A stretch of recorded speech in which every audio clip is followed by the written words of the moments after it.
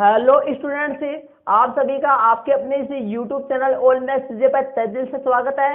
Students, कक्षा 9 के लिए गणित का चैप्टर नंबर पहला संख्या पद्धति मैंने स्टार्ट कर रखा था और चैप्टर नंबर पहले संख्या पद्धति के इससे पहले अपने 3 पार्ट 3 क्लास से कंप्लीट पूरी हो चुकी है, जिसमें अपन लगातार चलते हुए आपकी प्रश्नावली 1.1 के प्रश्न नंबर 2 तक की क्वेश्चन इससे पीछे वाले पार्ट में मैंने क्लियर आपको करवा दिया था। तो अपन स्टूडेंट्स लगातार चल रहे हैं। तो चैप्टर नंबर पहले संख्या पद्धति का ये पार्ट नंबर आपका 4 है, जिसमें अपन लगातार चलते हुए आपकी प्रश्नावली 1.1 के प्रश्न नंबर 3 से वीडियो को अपनी स्टार्टिंग करने वाले हैं। तो स्टूडेंट्स, यदि आपने पीछे वाले 3 पार्टों को नहीं देखा तो जरूर से देख लीजिए।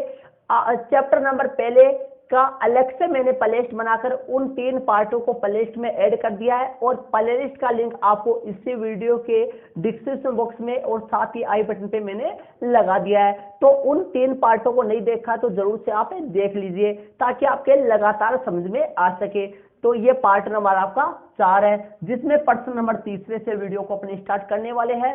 तो और साथ ही आप चैनल पर नए हैं तो चैनल को सब्सक्राइब जरूर से कर लीजिए ताकि जब भी वीडियो चैनल पे अपलोड हो उसकी सूचना आपको मिल जाए। और साथ ही कक्षा 9 के अन्य स्टूडेंट्स तक भी वीडियो को जरूर से शेयर कर दीजिए। चलिए, क्वेश्चन नंबर आपके सामने 3 है। पहले क्वेश्चन को अपन समझते हैं, ध्यान दीजिए। 3/5 और 4/5 के बीच की 5 परिमेय संख्याएं ज्ञात कीजिए। स्टूडेंट्स, 3/5 और 4/5 के बीच की 5 परिमेय संख्या ज्ञात करनी है। तो ध्यान दीजिए स्टूडेंट्स, इस टाइप का सवाल अपना प्रश्न नंबर 2 भी था, एग्जाम्पल नंबर 2 भी था। इस टाइप के सवाल को करने के 2 तरीके मैंने पीछे वाले वीडियो में भी आपको बहुत बार बताया है कि इस टाइप के सवाल को करने के लिए 20 की 5 परिमेय संख्या या 20 की 6 परिमेय संख्या, 2 परिमेय संख्या, 3 परिमेय संख्या निकालने के 2 तरीके हैं। एक तो अपन सूत्र द्वारा इस सवाल को हल कर सकते हैं और एक अपन इनको आपस में मतलब तुल्य भिन्न आपस में सेम संख्या से गुणा करके भी कर सकते हैं, मतलब हर को सेम बनाकर भी अपन कर सकते हैं, जो कि अपन 7th क्लास में करते थे। कक्षा नंबर 7 में भी अपन करते थे ये वाला तरीका यूज कि हर को सेम बना देते थे, फिर अपन उनके बीच की संख्या निकालते थे। और गुणा करने वाला वो सूत्र द्वारा कक्षा 8 में भी था। तो सूत्र द्वारा कब किया जाता है? जब 20 की 2 परिमेय संख्या पूछी जाए, 20 की 3 परिमेय संख्या पूछी जाए, उनसे यदि कम मतलब 20 की कम संख्या पूछे तो अपन फॉर्मूले द्वारा या सूत्र द्वारा अपन कर सकते हैं, जो कि अपन कक्षा 8 में करते थे।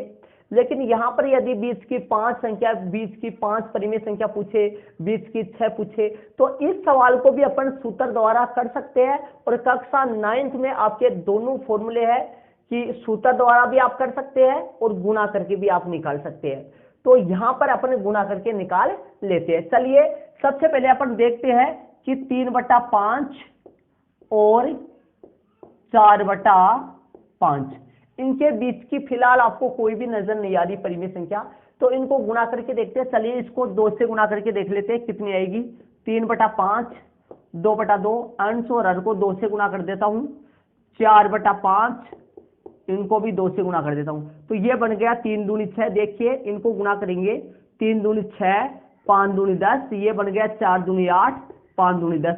तो इनके बीच की कितनी परिमेय संख्या आ गई बताइए? 6/10 और 8/10 के बीच में कितनी परिमेय संख्या आ गई? 6/10 और 8/10 के बीच में एक परिमेय संख्या आ गई। कौन सी आ गई जी? 7/10 आ गई। लेकिन अपने को कितनी पूछा है क्वेश्चन में? 5 परिमेय संख्या पूछा है। कितनी? 5। लेकिन यहाँ तो एक ही आई है ना। कब? जब मैंने किससे गुणा किया? इसको इनको 2 से गुणा किया, मतलब तुल्य भिन्न 2 वाली मैंने बनाई, तब 20 की 1 आई। चलो, 3 से गुणा करते तो कितनी आएंगी? देखिए, 3 से गुणा करके अपन देख लेते हैं। 2 से गुणा करने पर 20 की 1 आई, याद रखें। 3 से गुणा करके देखते हैं। चलिए, इसको मैं 3 से गुणा करके देखता हूं। यहां पर 3 लगा देता हूं, यहाँ पे भी मैं 3 लगा देता हूं। इसको मैं 3 से गुणा करता हूं। 3 से गुणा करने के लिए मैंने 3 लगा दिया है और 3 से गुणा करेंगे तो यहां पर कितना आएगा? देखिए, 3 से गुणा करेंगे, 3 तिया 9, 3 तिया 9 और 5 तिये 15, 4 तिये 12 और 5 तिये 15, 9/15 और आपके सामने 12/15। तो 9/15 और 12/15, तो इनके बीच की होगी 10/15, 11/15। बताओ कितनी आई 20 की परिमेय संख्या? 2 आई। कितनी आई? 2 आई। यदि अपन 2 से गुना करें तो ध्यान दीजिए, यदि 2 से गुना करें तो 20 की एक परिमेय संख्या आती है, समझ गए होंगे। 3 से गुना करें तो 20 की 2 परिमेय संख्या आती है, ठीक है। 4 से गुना करें तो 20 की 3 परिमेय संख्या आएंगी, पक्का आएंगी, एक एक बढ़ के आ रही है। 5 से गुना करेंगे तो 4 आएगी, 6 से गुना करोगे तो 5 आएंगी, और 7 से गुना करोगे तो 6 आएंगी। तो ध्यान दीजिए, अपने को तो 20 की 5 परिमेय संख्या ही ज्ञात करनी है। करना चाहूं तो 6 से गुना करके 20 की 5 परिमेय संख्या निकाल सकता हूं स्टूडेंट से, लेकिन ध्यान दीजिए, आपकी बुक में आंसर मैच करने के लिए आप ये वाला सही है, गलत नहीं है, 6 से गुणा आप कर सकते हो, गलत नहीं है, लेकिन आपकी बुक में आंसर मैच करवाने के लिए बुक में 10 से गुणा कर रखा है, अपने कम नहीं होनी चाहिए, ज्यादा हो सकती है, तो क्यों न 6, 7, 8, 9 से गुणा न करके अपने इसको 10 से गुणा कर देते हैं, ताकि बट्टे में 10 वाली आ जाए और आपका आंसर भी मैच हो जाए, और 10 से गुणा करने पर कम भी नहीं पड़े। चलिए इन दोनों बिनों को अपन 10 से गुणा करेंगे। कितने से?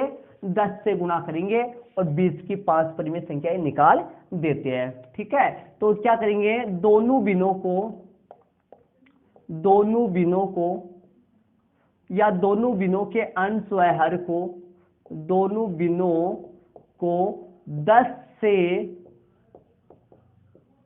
दोनों बिनों को 10 से गुणा करने पर, दोनों बिनों को किससे गुणा करता हूं? इस पेन से लिखता हूं मैं, दूसरे से आपको दिखाई नहीं देगा, तो ध्यान दीजिए, दोनों बिनों को 10 से गुणा करने पर, दोनों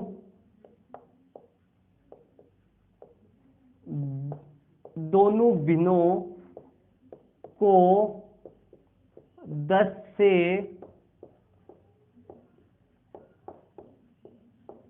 गुणा करने पर, दोनों बिनों को 10 से गुणा करने पर, चलिए दोनों को 10 से गुणा कर देता हूं। चलिए करते हैं, 3/5 गुणा 10/10, ठीक है, और 4/5 गुणा में 10/10, दोनों को मैंने 10 से गुणा कर दिया है।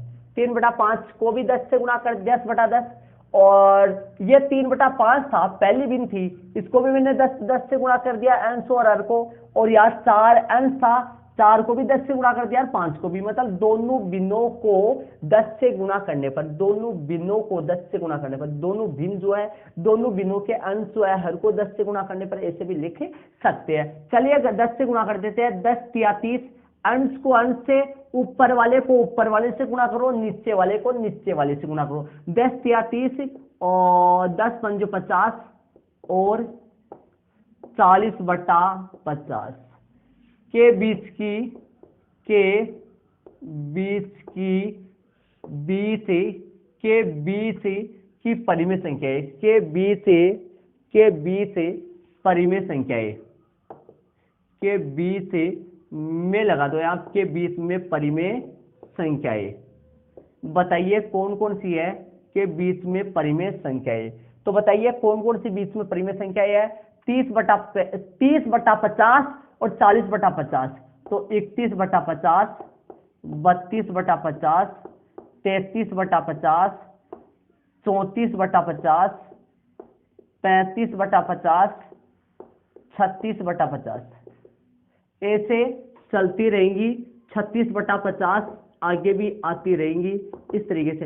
लेकिन ध्यान दीजिए, अब इनमें से अपने को जितनी चाहिए उतनी लेना है अपने को। अतः वाली लाइन में क्या लिखोगे? अतः 3/5 और 4/5, 3/5 और 4/5 के 3/5 और 4/5, 3/5 और 4/5 के बीच 5 परिमेय, के बीच 5 परिमेय संख्याएं, के बीच 5 परिमेय संख्याएं, के बीच की 5 परिमेय संख्याएं निकाल लेते हैं, बराबर का निशान लगा देते हैं, निकालते हैं। 31/5 50, 32/50, 33/50, 34/50 और ये लोग 35/50। इनके बीच की यही 5 परिमेय संख्या है। और एक ज्यादा भी लिख सकते हैं, लेकिन कम नहीं लिखना आपको, ध्यान रहे। और भी लिख सकते हैं, ध्यान रहे। 40/50 से पहले वाली अपन लिख सकते हैं। तो देखिए, ध्यान से देखिए। अब ध्यान से देखिए स्टूडेंट से, यहां तक का ये अपने पास आ गई। कितनी परिमेय संख्या है ये? 5 परिमेय संख्या है, जो कि 3/5 और 4/5 के बीच की है। अब मैं आपको पूरा क्लियर यहाँ ये कराता हूं कि ये इनके बीच की क्यों है। ध्यान से देखिए। देखिए 3/5, 3/5 और अपने पास कौन है? 4/5। 3/5 और 4/5। अब ध्यान दीजिए, ये जो सभी संख्या है, ये जो 5 संख्या 31/50 है, 32/50 है, 33/50 है, ये जो 5 संख्याएं है, ये 5 संख्याएं इन दोनों के बीच में आएंगी। कैसे, वो समझिए, ध्यान दीजिए। यदि 3 में 5 का भाग दो जितना आएगा, और 4 में 5 का भाग दो जितना आएगा, यहां पर जो दशमलव में जो संख्या आएगी, वो दशमलव संख्या से यहां पर जो आने वाली है, वो सभी की सभी क्या आएंगी? बड़ी आएंगी। मतलब कि 3/5, 3 में 5 का भाग दो, तो पॉइंटों में जितनी जो संख्या आएगी, उससे यहां पर इन सभी में भाग देने पर जो आएगा, उस संख्या से ये वाली सारी बड़ी आएंगी। मतलब ये सभी संख्याएं 3/5 से तो बड़ी है। ये सभी संख्या, ये पांचों की पांचों संख्याएं 3/5 से तो बड़ी है, लेकिन 4/5 से क्या है? ये छोटी है। समझ रहे हो आप? क्या तभी ये बीच में है, समझ रहे हो? क्योंकि यदि मान लो ये कितना बनता है, यहां पर कितना आएगा? 30/50 आएगा, तो ये 30/50 ही है। ये 10 से कटा हुआ है, 10 से गुणा कर लो इसको, 30/50 से आएगा। इसको भी 10 से गुणा करे थे ना अपने यहाँ, 40/50 से आएगा। तो कहने का मतलब कि ये जो सभी 5 जो संख्याएं है, ये 3/5 से तो क्या है? बड़ी है। ये सभी संख्याएं इनके बीच में आएंगी, तो ये 3/5 से तो बड़ी हुई और 4/5 से छोटी होगी। ठीक है, तो ये अपना आंसर आ गया। आप अपनी बुक में आंसर मैच कर सकते हो और इनको अपनी रफ नोटबुक में ऐड करो और उसके बाद में फेयर नोटबुक में ऐड कर लेना। तो ये इसका आंसर आ गया। तो स्टूडेंट्स, ये वाला अपना प्रश्न नंबर 3 कंप्लीट हो चुका है। चलिए प्रश्न नंबर अपन 4 में चलते हैं। इनको आप अपने नोटबुक में ऐड कर लीजिए। वीडियो को पॉज कीजिए और इनको नोट कर लीजिए। चलिए क्वेश्चन नंबर अपन 4 में चलते हैं। तो चलिए स्टूडेंट्स, प्रश्न नंबर जो 4 है वो आपके सामने है। ध्यान दीजिए, प्रश्न नंबर 4 में नीचे दिए गए कथन सत्य है या असत्य है, कारण के साथ अपने उत्तर दीजिए। देखिए नीचे जो कथन 3 कथन है, इनको सत्य असत्य में छांटना है, सत्य है या असत्य है, और उनका कारण भी अपने को लिखना है। पहला जो रोमन में है वो देख लीजिए क्या है। प्रत्येक प्राकृत संख्याएं एक पूर्ण संख्याएं होती है। देखो ये मैंने बेसिक वाले वीडियो में आपको कंप्लीट पूरा करवा दिया था कि प्रत्येक जो प्राकृत संख्याएं है वो पूर्ण संख्याएं होती है। कैसे? ध्यान दीजिए, मैं आपको क्लियर एक बार थोड़ा हल्का सा करवा देता हूं। ये सभी मान लो प्राकृत संख्याएं है, ये प्राकृत संख्याएं सभी की सभी पूर्ण संख्या होती है। सभी प्राकृत संख्याएं पूर्ण संख्या होती है और सभी पूर्ण संख्याएं पूर्णांक संख्या होती है। कैसे? समझिए ध्यान से। प्राकृत संख्याएं पूर्ण संख्याएं होती है, सभी पूर्ण संख्याएं पूर्णांक संख्याएं होती है। समस्त प्राकृत संख्याएं पूर्ण संख्याएं होती है, समस्त पूर्ण संख्याएं प्राकृत संख्याएं होती है। देखिए ध्यान दीजिए, प्राकृत संख्याएं 1 2 3 डेश डेश अनंत तक प्राकृत संख्याएं ये होती है। पूर्ण संख्याएं होती है 0 1 2 3 अनंत तक होती है। पूर्णांक संख्याएं होती है माइनस का अनंत, माइनस का 3, माइनस का 2, माइनस का 1 और 0 1 2 3 और ऐसे होती है। समझ रहे? आप ध्यान दीजिए स्टूडेंट से, ऐसे बताइए ये सभी की सभी संख्याएं इसमें मौजूद है नीचे। समझ रहे हो आप? ये सभी संख्याएं इसमें मौजूद है, दिखाई दे रहा आपको? है। तो ये बताइए यदि ये सभी संख्याएं इसमें मौजूद है, तब तो सभी इन सभी का नाम क्या है? प्राकृत संख्याएं। तो ये सभी यदि ये सभी इनमें मौजूद है, तो समस्त प्राकृत संख्या को अपन पूर्ण संख्याएं बोल सकते हैं। मतलब ये सभी संख्याएं इनमें मौजूद रहती है, तो समस्त प्राकृत संख्याएं पूर्ण संख्याएं होती है। लेकिन यहां पर ध्यान दीजिए, ये सभी संख्याएं उनमें मौजूद नहीं है। कैसे? शून्य एक ऐसा है जो इनमें तो आ रहा है लेकिन उनमें नहीं आ रहा है। इसका मतलब सभी पूर्ण संख्याएं, समस्त पूर्ण संख्याएं प्राकृत संख्याएं नहीं होती है। ठीक है, चलिए नीचे। अब बताइए, ये सभी जो संख्याएं है वो इनमें आ रही है, देख लीजिए ये रही, ये सभी संख्याएं ये मौजूद रही, इनमें आ रही है। तो सभी पूर्ण संख्याएं पूर्णांक संख्याएं होती है, लेकिन सभी पूर्णांक संख्याएं पूर्ण संख्याएं नहीं होती है, क्योंकि ये जो संख्याएं है, जो ऋणात्मक संख्याएं है, वो उनमें नहीं होती है, पूर्ण में नहीं होती है। तो समझ गए होंगे आप शायद कि सभी की सभी प्राकृत संख्याएं पूर्ण संख्याएं होती है और सभी की सभी पूर्ण संख्याएं पूर्णांक संख्याएं होती है, लेकिन इनका विलोम जो है, जो इनका उल्टा है, वो सत्य नहीं है। ठीक है, समझ गए होंगे। सभी प्राकृत संख्याएं, समस्त प्राकृत संख्याएं पूर्ण संख्याएं होती है और समस्त पूर्ण संख्याएं पूर्णांक संख्याएं होती है। लेकिन यदि उल्टा अपन बोले, जैसे समस्त पूर्ण संख्याएं प्राकृत संख्याएं नहीं होती है, क्योंकि 0 एक ऐसा है जो पूर्ण संख्या तो है लेकिन पूर्णांक संख्या, जो प्राकृत संख्या नहीं है। और समस्त पूर्णांक संख्याएं पूर्ण संख्या नहीं है, क्योंकि जो ऋणात्मक संख्याएं है वो पूर्णांक संख्या में तो होती है लेकिन पूर्ण संख्याएं नहीं होती है। तो आप समझ गए होंगे कि समस्त प्राकृत संख्याएं पूर्ण संख्याएं होती है। यह कथन क्या है? सत्य है। चलिए इनको कर देते हैं। तो पहला कथन क्या आ गया? सत्य आ गया। पहला कथन क्या है? आपके सामने है, देख लीजिए। पहला कथन है, प्रत्येक प्राकृत संख्याएं एक पूर्ण संख्या होती है। तो यह कथन क्या है? सत्य है। तो इसमें लिख देते हैं, अतः यह कथन है, अतः यह कथन है, अतः यह कथन है सत्य है। अतः यह कथन है सत्य है, क्योंकि समस्त प्राकृत संख्याएं, क्योंकि समस्त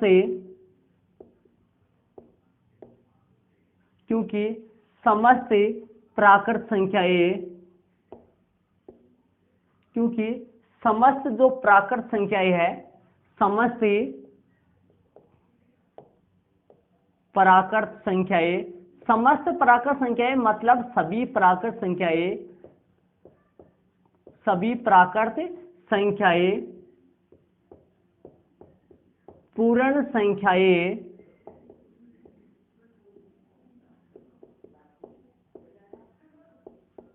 होती है। मैंने कारण सहित लिख दिया आपके सामने। रोमन में जो पहला है वो कर दिया है, देखिए। अतः यह कथन सत्य है, अतः यह कथन सत्य है, क्योंकि समस्त प्राकृत संख्याएं पूर्ण संख्याएं होती है। ये रोमन में जो पहला है वो हो चुका है। चलिए रोमन में जो दूसरा है, जो सेकंड वाला पार्ट है, सेकंड वाला कथन है, उसमें चलिए रोमन वाला दूसरा आपके सामने है, देख लीजिए। क्वेश्चन देखिए, प्रत्येक पूर्णांक एक पूर्ण संख्या होती है। प्रत्येक पूर्णांक एक पूर्ण संख्या होती है। तो बताइए, अभी मैंने आपको क्लियर करवाया था, प्रत्येक पूर्णांक एक पूर्ण संख्या नहीं होती है, क्योंकि पूर्णांक में ऋणात्मक संख्या भी आती है जो कि पूर्ण संख्या नहीं होती है। तो लिख देते हैं, अतः यह कथन असत्य है। अतः यह कथन कैसा है? अतः यह कथन असत्य है, क्योंकि पूर्णांक में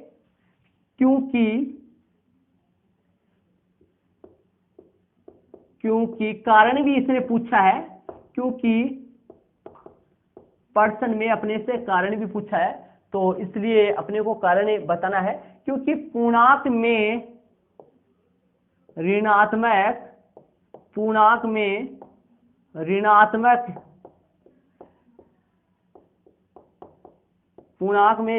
संख्याएं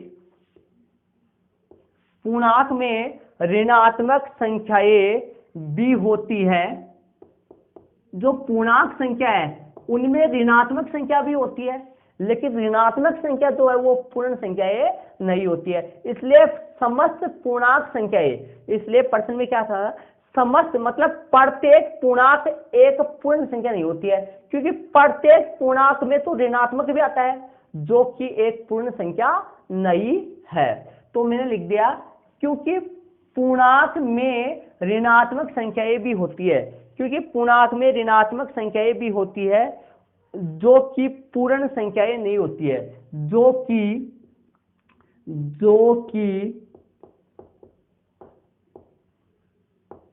पूर्णांक में ऋणात्मक संख्याएं भी होती है जो कि पूर्ण संख्याएं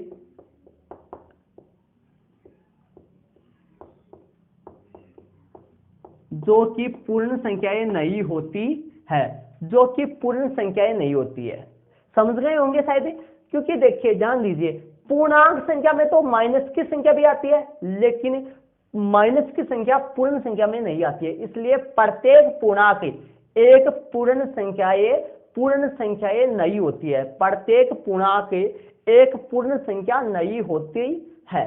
चलिए तीसरे में अपन चलते हैं। तीसरा क्या कह रहा है, समझिए ध्यान से। प्रत्येक परिमेय संख्या एक पूर्ण संख्या होती है। देखिए परिमेय संख्या क्या होती है, ये बोल रहा है कि प्रत्येक परिमेय संख्या एक पूर्ण संख्या होती है। तो पहले ये समझते हैं कि परिमेय संख्या कहते किसको है। वैसे तो मैंने बेसिक वाले पार्ट में आपको क्लियर करवा दिया था, लेकिन फिर भी मैं आपको और बता देता हूं कि परिमेय संख्या कहते किसको है। परिमेय संख्या वो होती है जिनको अपन p बटा q के रूप में लिख सकते हैं। जैसे मैं बोल दूं 1/2 एक परिमेय संख्या है, सही बात है, 1/2 एक परिमेय संख्या है, करेक्ट है, ये कोई गलती नहीं है, कोई अपन गलत नहीं बोल रहे, सही बोल रहे, 1/2 एक परिमेय संख्या है। तो अब ये बताइए, इसने बोला है कि प्रत्येक परिमेय संख्या, जो भी आप परिमेय संख्या लो वो एक पूर्ण संख्या होती है। तो मैंने 1/2 एक परिमेय संख्या है और मैंने इसको ले लिया है। अब ये देखते हैं कि 1/2 ये परिमेय संख्या जो मैंने लिया है ये पूर्ण संख्या होती है क्या। तो आप बता दीजिए ये पूर्ण संख्या है क्या। नहीं, ये पूर्ण संख्या नहीं है। पूर्ण संख्या तो 0 से लेकर +1 +2 +3 और अनंत तक होती है, लेकिन 1/2 तो पूर्ण संख्या नहीं है। तो मतलब प्रत्येक परिमेय संख्या पूर्ण संख्या नहीं होती है। इसका उल्टा सही है, इसका विलोम जो है वो सही है। कैसे, प्रत्येक पूर्ण संख्या एक परिमेय संख्या होती है, ये सही है, ठीक है। लेकिन प्रत्येक परिमेय संख्या एक पूर्ण संख्या नहीं होती है। तो लिख देते हैं अतः, इसने गलत बोला है, प्रत्येक परिमेय संख्या एक पूर्ण संख्या नहीं होती है। यह कथन क्या हुआ, असत्य है। अतः यह कथन असत्य है। अतः यह कथन असत्य है, क्योंकि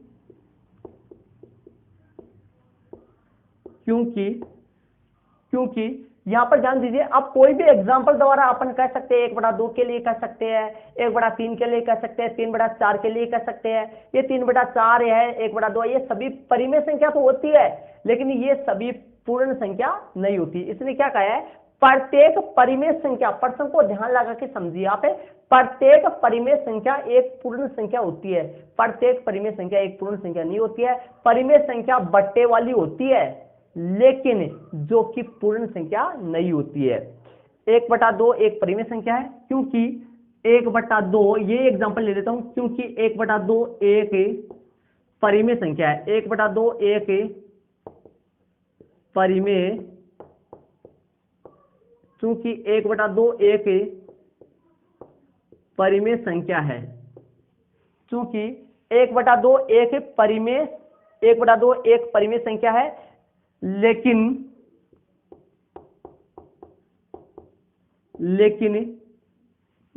यह एक क्या नहीं है, 1/2 एक परिमेय संख्या है, लेकिन यह 1/2 एक परिमेय संख्या है, लेकिन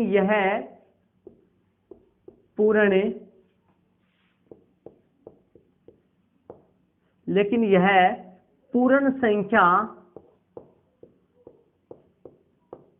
नहीं है।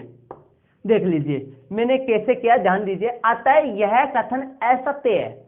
क्योंकि 1/2 एक परिमेय संख्या है। 1/2 एक परिमेय संख्या है, क्योंकि ये इसको अपन बट्टे में लिख सकते हैं, मतलब ये p/q के रूप की ऐसी संख्या है जिनको p/q के रूप में लिख सकते हैं, वही तो परिमेय होती है। तो क्योंकि 1/2, 3/4 भी दे सकते हो आप, 1/2 भी लिख सकते हो, 1/3, यहाँ पर कोई भी एग्जाम्पल आप ले सकते हो, लेकिन बट्टा में होना चाहिए, ध्यान रहे। 1/2 एक परिमेय संख्या है, लेकिन ध्यान दीजिए बट्टे में 1/2 कभी 1/√2 मत ले लेना, 1/√2 है, रूट वाली संख्या मत लेना है आपको। 1/2 है, 1/3 है, 3/4 है, 5/7 है, ये एक परिमेय संख्या है, लेकिन यह पूर्ण संख्या नहीं है। यह 1/2 एक परिमेय संख्या है, लेकिन यह पूर्ण संख्या नहीं है।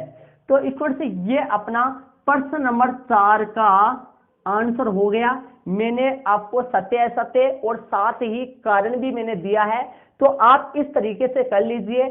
आपका एकदम जो तरीका है वो ये वाला तरीका आपका ये बेस्ट तरीका है एकदम।